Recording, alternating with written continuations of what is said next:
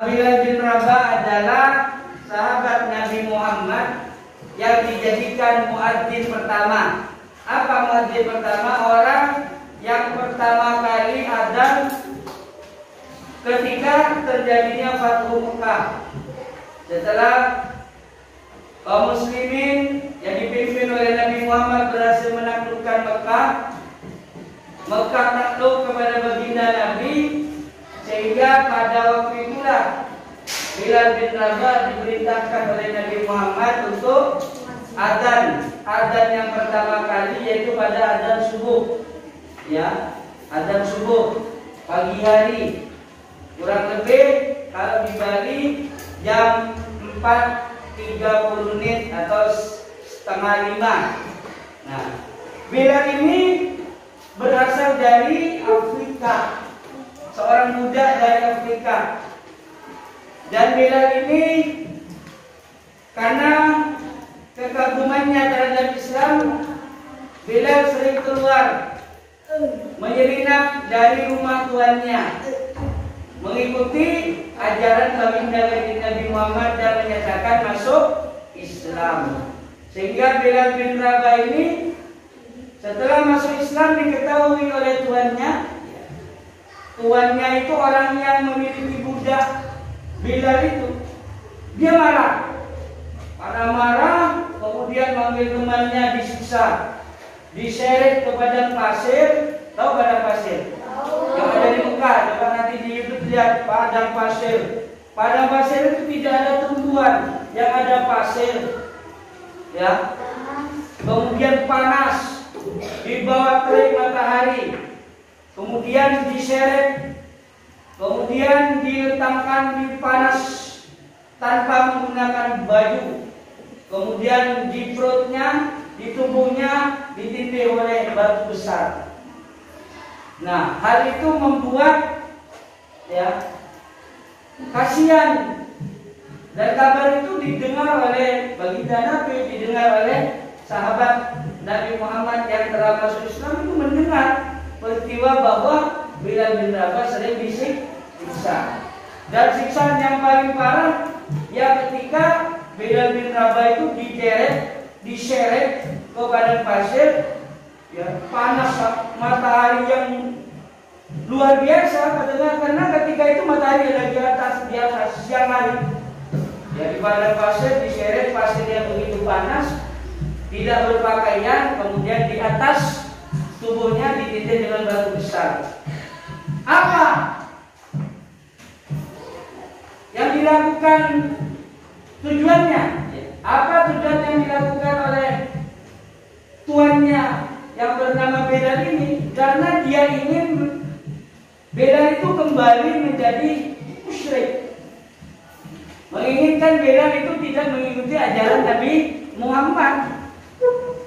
Jadi menginginkan tuannya itu ingin menjadikan Bilal itu kembali menyembah berhala, ikut menyembah berhala, ikut musyrik.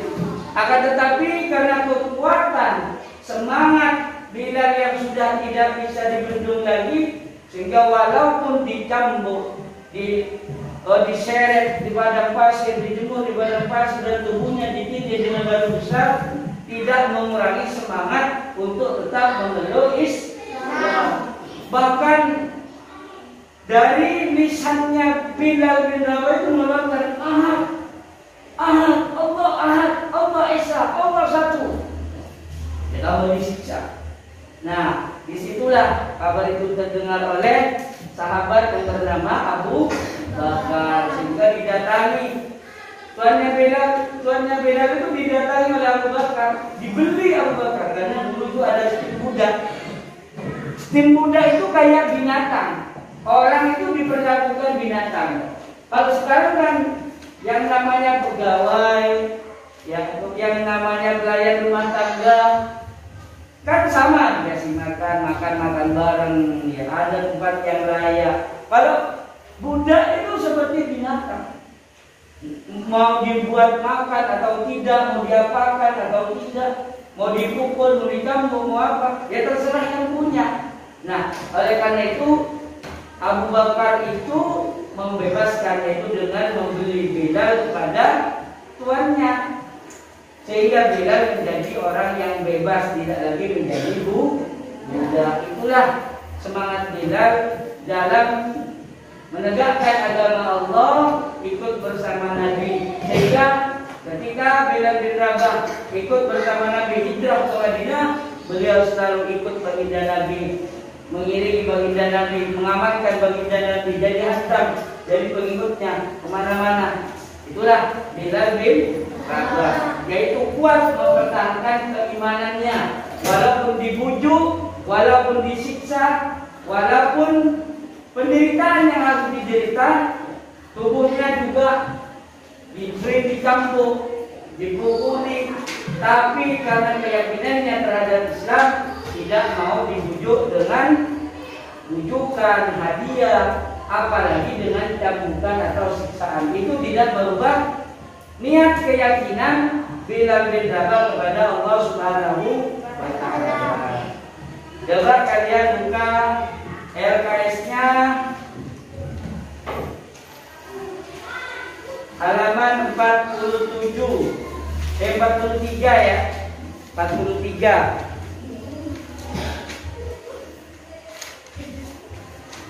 Ketemu 43. Nomor 1, apa yang dimaksud dengan amanah? Apa amanah? Artinya amanah dapat dipercaya, omongannya dapat dipercaya, tingkah lakunya dapat dipercaya. Apa ciri-ciri orang amanah? Dia selalu bertakwa kepada Allah Subhanahu wa Ta'ala, dan juga tingkah lakunya selalu berpedoman kepada tingkah laku Nabi Muhammad SAW. Jadi itulah orang amanah.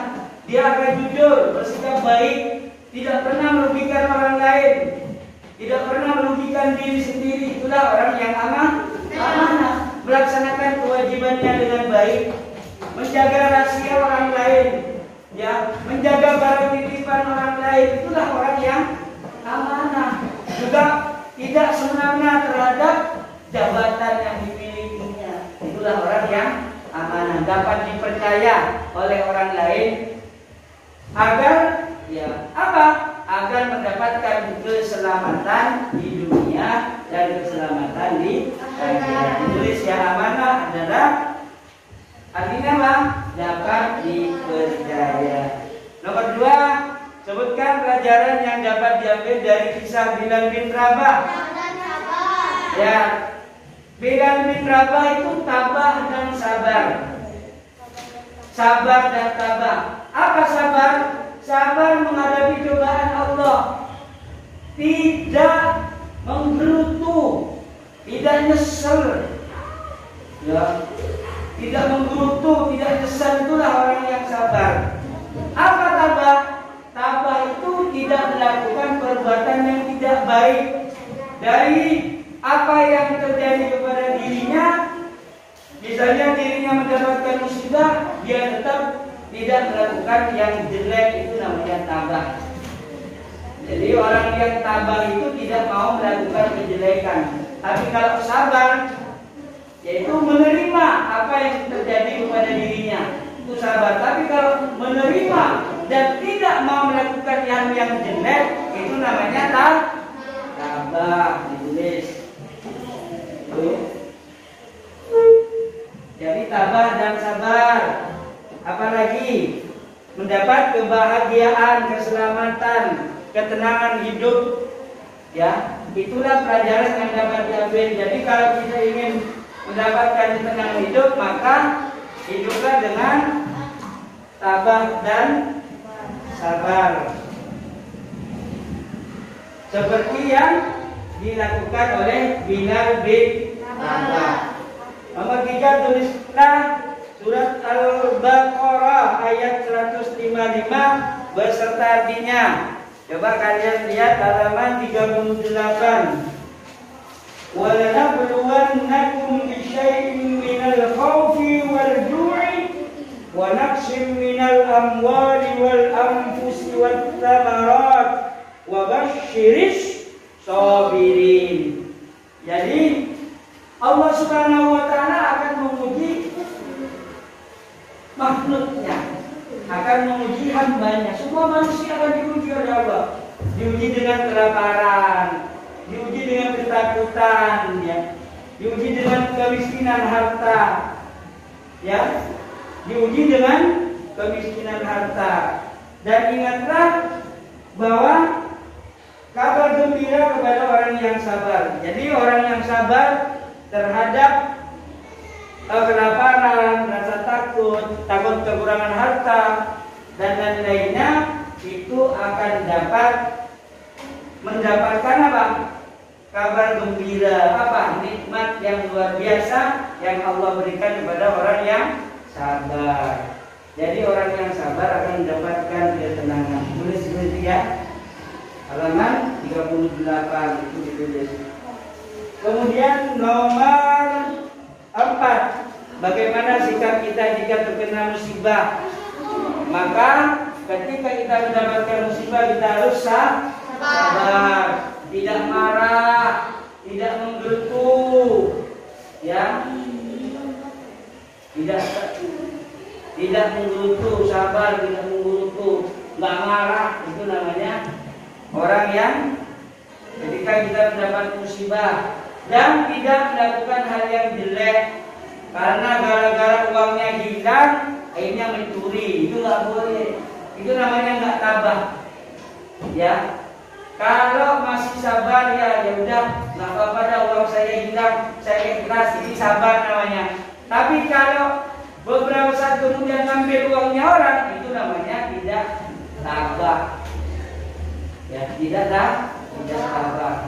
Hanya sabar saja, tidak tabah. Akhirnya melakukan kejelekan. Nomor 5, apa janji Allah terhadap orang mukmin yang bersabar?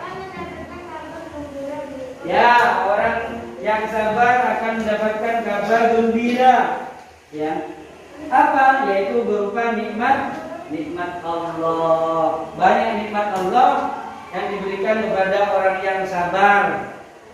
Orang yang sabar akan dipanjangkan umurnya, ditenangkan pikirannya, dijauhkan dari musibah, dijauhkan dari bala. Itulah orang yang sabar. Makanya kalau kalian ingin menjadi orang yang selamat dunia akhirat, maka bersabarlah atas apa yang menjadi ujian Allah kepada kita. Karena Allah menguji kita bukan berarti Allah benci kepada kita. Justru Allah sayang kepada kita untuk mengangkat derajat kita. Itu ya. Kemudian selanjutnya kalian buka halaman 42, dikerjakan halaman 42 itu. Nanti kita bahas bersama-sama.